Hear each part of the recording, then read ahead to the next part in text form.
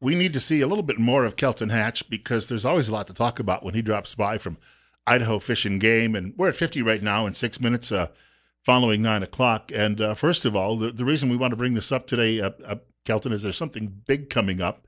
I know you've said in the past that you can make these meetings public. It doesn't always mean there's a big turnout, but you do it anyway so you can encourage people to get involved. First of all, welcome back. Well, thanks. I appreciate you having me on. And there's a commission meeting coming up in Jerome, which means it's not a long drive for people. It's tonight. The commission is in town.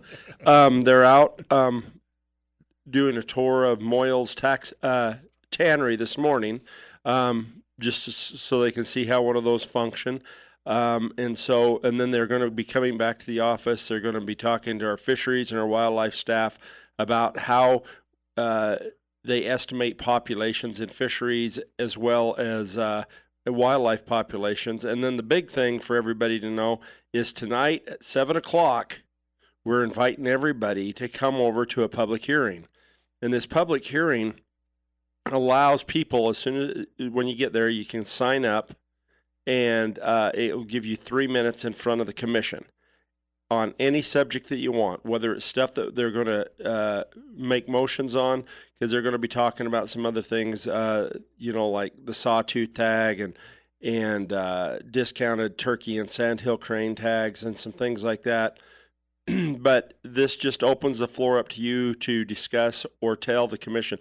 And the thing is, I sometimes don't know whether people understand how much power the commission has. I mean, they're our governing body over the department. We'll come to them with some ideas and some things like that on how to manage, but then they go to the public, and then they are the final decision in a lot of these things. And so if you have the time, it was kind of embarrassing the last the meeting we only had 3 people show up to testify.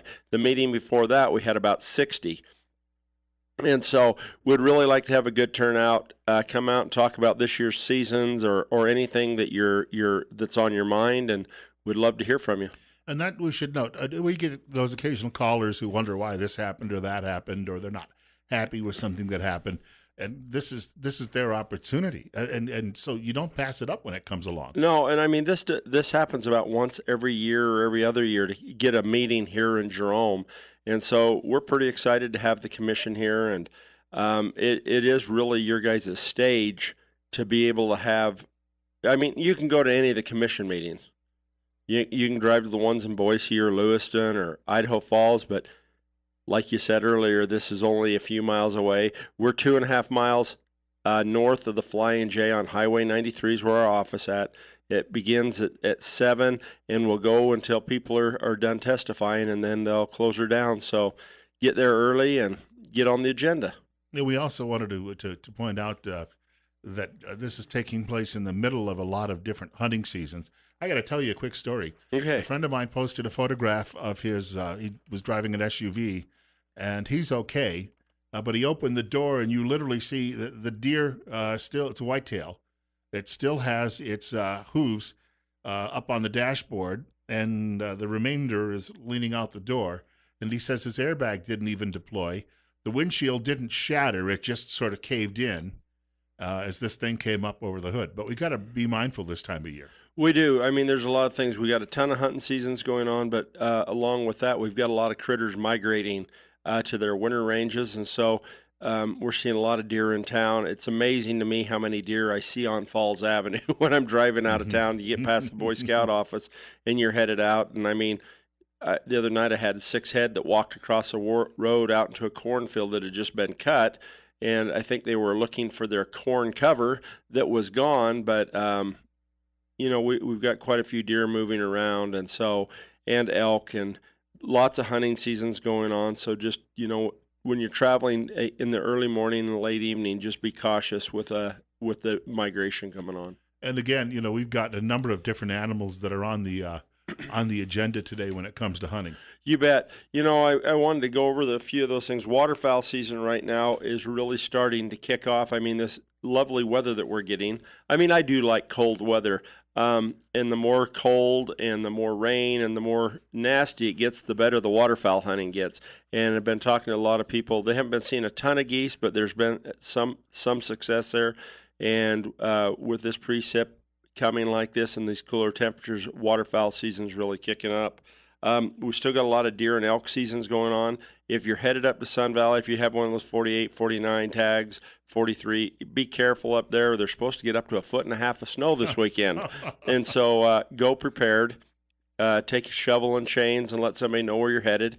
And be ready for the worst and hope for the best is the way I always say that. And and there's just lots of opportunities. Still got some upland game bird seasons going on.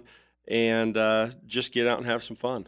I know I mentioned a friend the other day referred to it as Sun Valley, and I said Cold Valley lately might be the better designation for it. Yeah, it's cooling off, and evidently we're in a La Nina.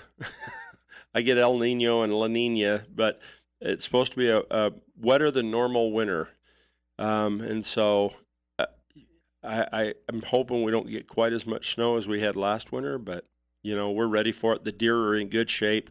When we was looking at animals at check stations, and the elk are fat and doing well, and so I think we should, even if we do get a little bit of a winter, we should be fine. Some of my friends always liked a little. They don't want to wade through the snow, but they always liked a little bit of snow on the ground for tracking. I love hunting in snow. I like it for a lot of reasons. One, it keeps me cooler. Plus, it's easier to spot game, and it cleans things up. When you harvest an animal, if you're on a nice clean layer of snow to process it, it's really nice. And then you don't have as much dirt and sagebrush in it. So yeah. I don't know. I kind of like the snow. I was going to say, if it's knee deep, it's a little difficult, but just a couple of inches on the ground is almost perfect. It is. And, knee deep, that just gives me an excuse to come off the hill earlier and have a cup of cocoa. Yeah. You also wanted to mention people should get harvest reports in. And that's a big thing right now. Once you've got your hunting season done, if you don't have anything else going on with your deer or elk tags, if you're not going to do a late season archery or to go somewhere to hit one of these later seasons, please get your harvest report filled out. And a lot of people don't understand what this harvest report does for us, but it allows us to be able to estimate the harvest of this last year, the number of days people are hunting, the areas that they harvested their animal, the size of animal that they harvested, and we take this information and then we can compare it to years past, and so it gives us a pretty good estimate on the number of animals and the hours it took to get an animal. And so get those filled out if you could, and we'll greatly appreciate it. It'll help us for just to know what's going on. That research, a lot of people out there probably do understand that it helps plan for future years. Well, it does. It's huge. It's just like our deer and our elk flights. They're going to start next month. And what they are is like last year we flew 54 and 55 in those areas like that. Every 5 years we fly the different game management units. This year we're flying Unit 45, and we're putting 60 hours in on that at $1,000 an hour. So, I mean, we cover a lot of the, pretty much they're called full unit flights. So we cover it from corner to corner, try to get a really solid estimate on that area. Well, with that information, because we do two types of counts, we do a comp count, which is the composition of the herd to tell us how many bucks, how many does, and how many fawns are on the hillside. And then we do a population count. So we go in after antlers have dropped and do the population count just to do an overall count. But we'll do these comp counts trying to get X amount of animals to determine the overall breakdown of the herds. And so we're starting to do that, and we've got 60 hours of that coming up in Unit 45. But then we can take the harvest data, and we can take our composition counts and our population counts, and it gives us a really good estimate of what's going on in those units. Hey, quick question for you, too, because we've got a few minutes before this first break. There was a story last week about someone illegally taking a moose up in the northern panhandle. I don't.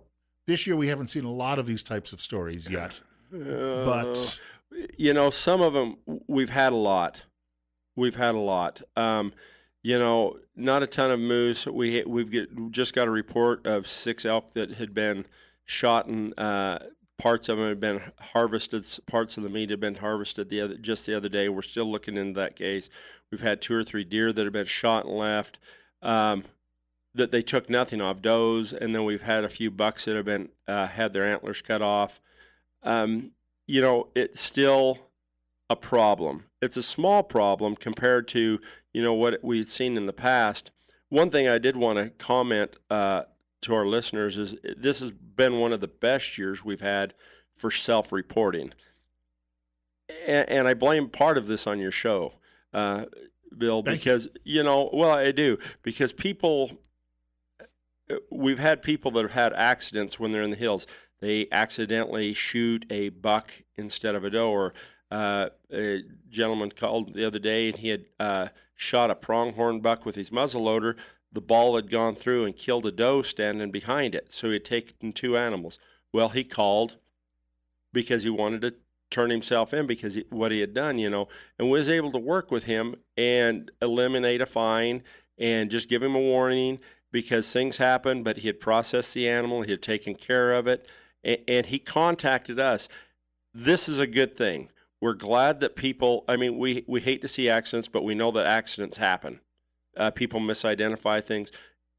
It's just better to call us instead of trying to throw it underneath a pile of wood or cover it up with a tarp or, put it in your toolbox and try to sneak it out in the dead of night. Because if we catch you then, it's going to be it'll be a citation on that for sure. But if you can give us a call, I can't say it's not going to be a citation, but we're definitely going to work with you. And I'm glad people are trusting us enough to get a hold of us when things happen. Well, we should point out that too, even when people have been taking animals illegally, what always I think is impressive is generally somebody gets caught. These are not crimes that people normally get away with. Well, and the interesting thing is it's not us that's doing the catching. We've got thousands of people out that are hunting and fishing that this is their resource. Mm-hmm. And they are very upset when they see people taking advantage. And 90% of our cases are reported by other sportsmen through the CAP hotline or direct calls to us. And so it's not just us that people just need to learn to respect the process. And just, live within the rules. It's there for everybody, and we're glad that people will report and will take that duty upon themselves. I don't want people going up and going into a confrontation about something, but if people see something going wrong, on, be a good witness. Get a license number, get a vehicle description, get the people's description. Don't get yourself within harm's way, but gather the information, get a hold of us, call the county sheriff, call the CAP hotline, call us at the regional office, and it would be great. We've got more coming up with Kelton Hatch from Idaho Fish and Game. It's 20 minutes after 9 o'clock. We're at 48. Bill Cawley as well on News Radio 1310, KLIX, and NewsRadio1310.com. Your phone calls, too, coming up a little bit later this hour. Kelton Hatch joining us in studio, and I wanted to point out you can reach him from Idaho Fish and Game by calling us this morning at 208-736-0300, 208-736-0300. You talk about people, Kelton, sometimes taking, I should point out Bill Cawley as well this morning on Top Story, people taking too many, when I was about 11, because a caller in the last hour said everybody's done something in life 40 years ago they could probably get in trouble for. When I was 11, I once took 27 panfish in one day. You'd been fine in Idaho. Probably would have been fine. And, the park ranger was my dad, and all he did was kind of look at me and didn't say anything. So dinner was good that night. Yeah. But, yeah, and at 11, I don't think I even was required to have a license, so I don't think anyone was chasing me down for that. But that is a problem for a lot of people out there when you see somebody who might be 50 feet from you doing something, like if you're fishing and or especially when you're hunting, because it's going to be more noticeable because there's larger animals out there they may be taking. Yeah. And so, yeah, we just want people to be aware of what's going on and to be safe. And we just hope that we can, you know, I mean, I think things are pretty good out there, but we have a few bad apples every year, and we have a few issues. And so, but just be aware of it. And if you see something, give us a call. You also wanted to mention you've got some news about pheasants today. Oh yeah, this is kind of I got to tell you, fun. they're a dumb animal, but go ahead. They're tasty though in a frying pan, right beside the mashed potatoes. And so, but no, pheasant hunters, if you're looking for something this year, the Niagara Springs WMA, we have WMAs or wildlife management areas across the state that we release a few pheasants on. This year we've gone from 100 pheasants a week to 200 pheasants a week. And so we're getting a few more people at these areas, but they're having a lot of success. So if you're looking for a little bit of fun and you want to do some pheasant hunting and you don't want to have to ask for permission because a lot of times they're on private property and things like that, come down to the Niagara Springs WMA. You can purchase a WMA pheasant stamp for about $26, and that gives you up to six birds. You can harvest 2 a day. The hunting season is kind of a gentleman's time because the WMA doesn't open until 10 for hunting. You can get down there earlier, but shooting hours begin at 10 down there, and we have some waterfowlers that'll be down there on the river that'll be shooting a little bit before that because but for the pheasant hunting, it starts at 10, and you have to wear hunter orange down there. You have to wear either a baseball cap size piece of orange somewhere on yourself, and then as soon as you harvest one of these birds, you need to fill out your pheasant stamp and make sure that it's registered on there. But it just gives people another option if they want to get out, work a pup, go down and do something with some family over the holidays. Well, we're planting about 200 a week down there now. So my niece lives in a small town in the Allegheny Mountains, and she was saying a couple of weeks ago that they've had pheasant that have overrun one end of town that she lives in. She's just bragging now. Yeah, but there's a McDonald's restaurant there, and now they're all congregating in the parking lot, and I think that's because people drop French fries and food, and the pheasant realize it's free lunch. Yeah, free lunch. We have That's something. We have a caller looking to join us this morning. Kelton Hatch, our guest from Idaho Fishing Game, 26 minutes after 9 o'clock, and caller, you're on Top Story. All right, we'll try the other line then. We've got a caller here. Hope you're patient. You're on the air. Good morning. Hey, I called in a month ago when Kelton was there and talked about trying to get my buddy that's 90 years old a moose. Well, we got him up there and got that moose, and I encourage anybody that's got younger kids or older people that get them out. I mean, when he shot his moose, he was 20 years old for the rest of the day, and I tell you, it was just a great experience, and perma-grins on everybody. But thanks for what you're doing, guys. You bet. Well, congratulations on that. That's pretty fun, and getting out there and doing stuff like that. I was just going to tease you a little bit when you were saying you wanted to get some kids out there. I figured you was wanting to get some kids out there to help you haul the moose off the hill after you got it killed. Because that's a chunk of meat to get down there. But congratulations, that's awesome. Maybe a Jeep would work. Yeah, something that you could winch. A lot of folks. There was a young lady. I guess she got an elk a couple of weeks ago over by Idaho Falls. She posted the picture, and I was worried because in this day and age, you post those pictures though, and the animal rights folks get upset with you, and they start, sending you all the nasty messages. And I thought, oh gosh, I wouldn't tell my kid to do that any longer.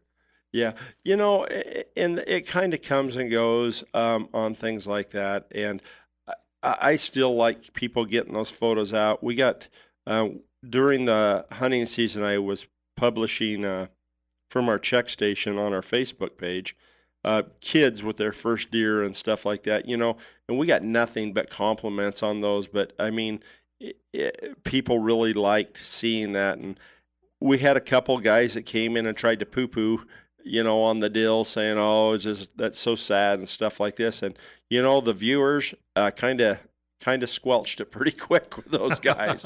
And so, be proud and get out there and do some hunting and just have some fun. We got about a minute before the break. uh, well, we'll get into this maybe in the next segment about license sales and all of that. For people though who'd like to get in touch with you, how do they go about doing that? They can get a hold of us in several ways. One, we've got a website. It's fishandgame.idaho.gov. You can go to that. You can contact, and we have, you can mail in questions there. You can call us at the regional office at 324-4359. You got to start with the 208. I forgot that. I don't like the fact that we've gotten so big that we have to have two prefixes. I'm struggling with that really, really bad right now. And then the other way is you can join us on Facebook, and that's at Idaho Fishing Game Magic Valley. And we try to keep things updated on there, but we get a lot of questions and interactions. I can't say that we're going to answer your question within 2 minutes, which people are really wanting, but we'll get back to you within at least 24 hours. I got to actually praise some of the State Department's Parks Department. I've written them before, and weekdays, during the day, I'll get an answer back within a few minutes. Yeah, and on some of them you will, but the ones that are tough is the ones that we get Saturday night at midnight, and then sometimes we have to try to decipher them when they come in that late. You guys get up early, so you're already in bed. Yeah. We've got more with Kelton Hatch from Idaho Fishing Game coming up on Top Story on News Radio 1310 KLIX. Kelton Hatch is in the studio with us on News Radio 1310 KLIX and newsradio1310.com. Bill Colley with you as well on Top Story. Telephone number to reach us this morning, 208-736-0300. Kelton representing Idaho Fishing Game. Spending some time with us. In fact, he's here until 10 o'clock this morning. Hey, you mentioned license sales begin December 1, which is 2 weeks from tomorrow. It is. And the reason I wanted to throw that out there is you can buy your 2018 license on December 1st. It's a great, I was going to say, if you want to avoid the Black Friday hubbub, buy a hunting license for whoever's out there. And the other reason you need to get these hunting licenses this year, if you did not buy your hunting license this year and you're planning on buying it in the next few years or next year, I would buy one today or this year, because if you have your 2017 hunting license in your pocket, you're locked into 2017 prices every year you purchase that for the next 5 years. We've got a thing called Price Lock going on. It's to help people that buy licenses every year, and you won't see a fee increase. If you don't buy one this year, your next year, and it's not all of them. I mean, if I just have a hunting license in my pocket from 2017, next year I can get my deer and my elk tag at 2017 prices, even though I didn't buy them this year. And so I just have to buy my hunting or my fishing license to lock things in at that price. The other thing I wanted to mention, if you have a kid that is going to turn 18 next year, buy them the 3-year hunting license. And the reason I say that is you can buy them the 3-year youth license, and even though they turn 18 and 19 and 20, they still get to purchase tags at youth prices. So it's $11.50 versus $19, and so you save a lot of money for those kids that are going to turn 18 to be young adults. And so get that license. If they've already got a 3-year license right now, come into the regional office. They'll work with you and maybe be able to extend that. I'm not exactly sure on that, but you can call Sally over there at the office and she can help you make sure that you get the best deal. And it sounds kind of weird trying to sell things like this but one of the biggest groups that we lose from our hunting ranks is kids that turn 18. I guess they get chasing girls or boys or whatever and get less interested in hunting, and then you go to college and you don't have all the money in your pocket sometimes. And if you've already got that hunting license, my mom just bought me a hunting license every year, so it was nice when I was in school that you had that and then you could go hunting. So, but those are a few things. If you're wanting to buy a friend a hunting or fishing license, you can't do that, but you can buy a gift certificate. And so come by and pick up your gift certificate, and for the price of the license, and you can write on it, this is for your hunting license, and call it good. This time of year, those gift certificates go make a great present. Oh, they do. All of it makes a great present. And I mean, what other present can you buy for $11.50 that gives you 365 days of enjoyment? Yeah, not much. I mean, if I go to a movie, I mean, if a day of skiing, $100, if I go to up here at Magic, it's $50. I can deer hunt for 90 days on that same amount of money. Pretty good price. Or I can go skiing one day, or I can go to a movie and buy some popcorn, And so it's a pretty good option. So, but just I wanted to make sure people remembered the price lock, and if they had kids that are turning 18 this year, to make sure they buy them that 3-year license. I've got a son that's turning 18, and so it's prominent in my mind, and so I just want to make sure people knew that. Yeah, I was trying to compare what people. There's a commercial out right now where the guy gives his family $5 meal deals from Kentucky Fried Chicken as Christmas presents, and everybody's all excited. But you realize you inhale that in less than 5 minutes, Yeah. and that's gone. So it's that notion that there are some gifts you can give people that are going to have some lasting impact. Well, yeah. Well, it's kind of, reminded me of an old saying. You can give a man a fish and feed him for a day, or you teach a man to fish and feed him for a lifetime. And so that's what a hunting license is. And a fishing license. I had a brother who was trying to get established as a painter about 30 years ago, and he was not making a lot of money during his efforts, starving artist. Yeah. What he would do is he would then paint people pictures for Christmas gifts. It was like a sitcom episode, and people would open these things up and they'd look at him with that, "What is this?" And then Merry Christmas. and he'd say, "I put a lot of work into that," and they'd be looking at him like, "What are you giving me this for?" But it's true. He was trying to do something, and he was putting his own effort into it, but it didn't always go over well. Yeah. On the other hand, as you say, the license will. We have to take a short break. More with Kelton Hatch on the way in just a few minutes. In fact, he'll review the details, too, about the meeting coming up tonight. That's on the way in a short while. It's 50. It's 9:40. Bill Colley with you, too, on Top Story on News Radio 1310 KLIX and newsradio1310.com. Joining us in studio, Kelton Hatch. He's with Idaho Fish and Game. Call it 942. We're at 48. Telephone number if you've got a question or comment related to Fish and Game is 208-736-0300. If you're just joining us, when we just came out of news at 9 o'clock, Kelton mentioned that there's a big commission meeting going on, and it's tonight. And so if you've got questions or comments, this is your opportunity. You might want to fill people in again. We just want to invite everybody. The commission is in town. All 7 commissioners from across the state will be at the Magic Valley Regional Office for the next 2 days. This morning they're over at Moyles doing a tour of their tannery over there, and then later on they're going to be at the office talking to some of our biologists on fisheries and wildlife population estimating. Tonight at 7 o'clock is the big one that you guys need to know about, is to be there for the public meeting. And what this public meeting is you can come in and you can testify before the commission. If there's something that you're not liking the way we're managing things, if there's something you'd like to see changed, if there's something you like, come down and take your 3 minutes in the sun and talk to the commission and tell them what's on your mind. A lot of times we try to stay on top of everything as much as we can. I mean, my wife gets really tired of it because most of my life is, if I walk into a store, I end up talking to people about hunting for the next hour while she does whatever shopping she's doing. And so, but we can't get a hold of everybody this way. And so we don't know everything that's going on out there. Even though we'd like to think we do, we don't. But come to the commission, tell us what you're thinking.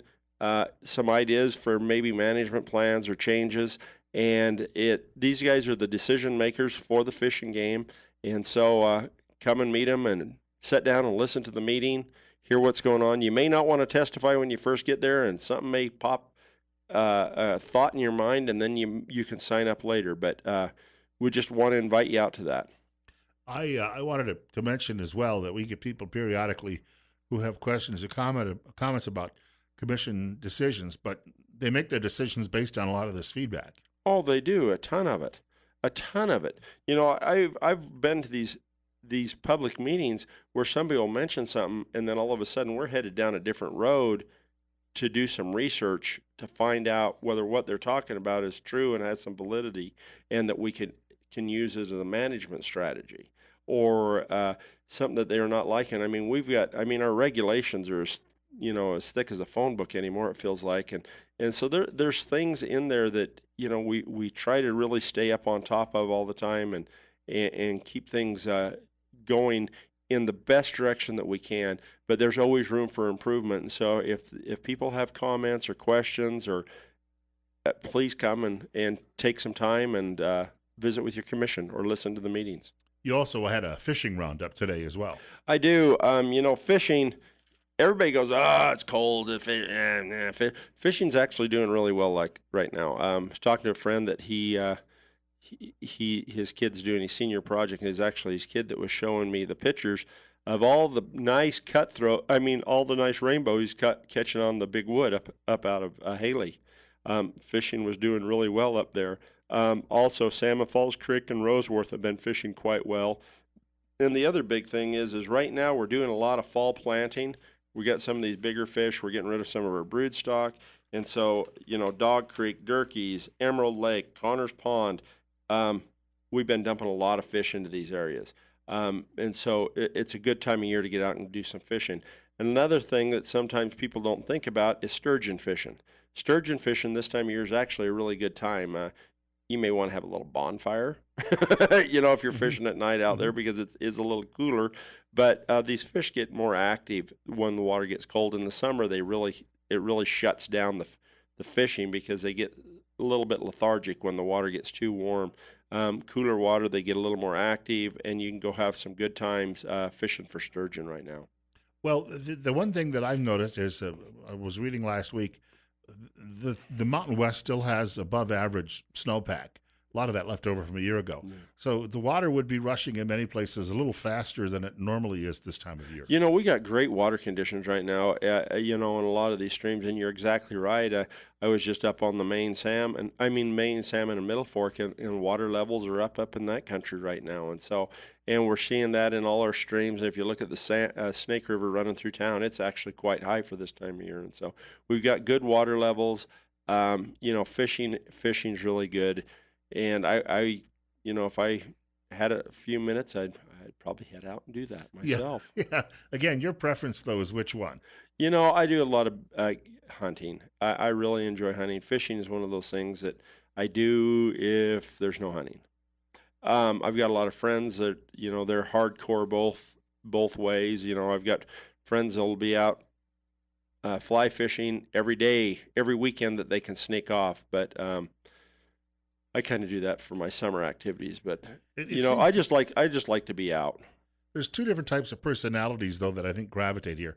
Some people are very patient and they're calm, and fishing requires that. Yeah, and I'm not that patient. But if you like to move around a little bit, hunting gives you more of that. Well, unless you're sitting in a blind somewhere. Yeah, and I can about cut my wrist sitting in a blind. No, I'm a little bit ADD, and so getting out and being physical and walking and doing things. I tell my wife it's my gym membership. Getting out and just doing some walk-arounds. But it is a little cold. One thing to remember is when you're headed out, make sure that you tell someone where you're going. Make sure you have the supplies you need if something does happen. We've got a lot of hunts that are going on right now, and if people break down and they're out of cell service, you may be there for the night. And so be smart, stay with your vehicle or go back to your vehicle. Every year we have some tragic accidents that happen out on the desert and stuff like that when people break down and think they can walk out the 30 miles. And they get exhausted, or the snow's too deep, or it gets too cold, and hypothermia can set in pretty quick. So just be cognizant of that and do things smart. I had friends who had that happen one time, and they thought, we'll walk home, because they thought a trooper would come along maybe and pick them up as they walked along the main route. But they forgot that they were crossing a county line, and the troops sometimes are divided, so they don't necessarily always come up to that county line. They ended up walking all the way home and got home at sunrise. We wanted to point out Kelton is with us until 10 o'clock this morning, 10 minutes away from 10 o'clock, and we're at 49. Temperature kind of just bouncing back and forth. Mentioning a little bit about just the subject of blinds came up. You had brought this up, I think, last month, or a caller even touched on it too. Somebody being patient, sitting in that blind, may be there a long, long time, and they don't need someone coming along all of a sudden making a lot of noise and disturbing them. You That's know, what really irritates people. and we've had that happen. Typically it's during our pronghorn seasons, but I mean, we do have more and more people. And as our population ages, blinds are an efficient way to be able to harvest deer on game trails. And so, I mean, that's one thing I always like talking about is hunting with ethics. It's one of the things that I teach in hunter's ed when I'm teaching hunter ed classes is use ethics. Treat other hunters the way you want to be treated. If you had a blind sitting there and you were sitting in it and you'd been there since sunrise, do you want somebody else driving up and looking at it or getting close and spooking the animals off? Probably not. If you see somebody that's stalking a game animal, we get these calls, not often, but every once in a while. Oh yeah, we was almost to these animals getting ready to shoot, and somebody saw them behind us and started shooting over the top of us. We weren't really in a danger, but they took long shots because they wanted to get it before we do. I have a rough time. I mean, granted, everybody has their right to the animals and stuff like that, but don't make it a competition. Just go out, have some fun, make it an enjoyable experience to everybody. That's one thing. Things have changed a ton since I was a kid because I was working with a couple of these kids with their senior projects, and they said, "Well, what's the biggest thing that's different since you were our age?" And I'm sitting here going, "Well, when I was your age, there's 800,000 people in Idaho. Now there's 1,800,000 people in Idaho. And so there's a population increase by 1 million. That's quite a bit. And so that's probably the single biggest change that I've seen. You talk a little bit about hunting, and when we sometimes talk about safety in hunting, I reminded of a story a friend of mine told me some years ago. He had a neighbor who wanted to go hunting with him. They were going out deer hunting.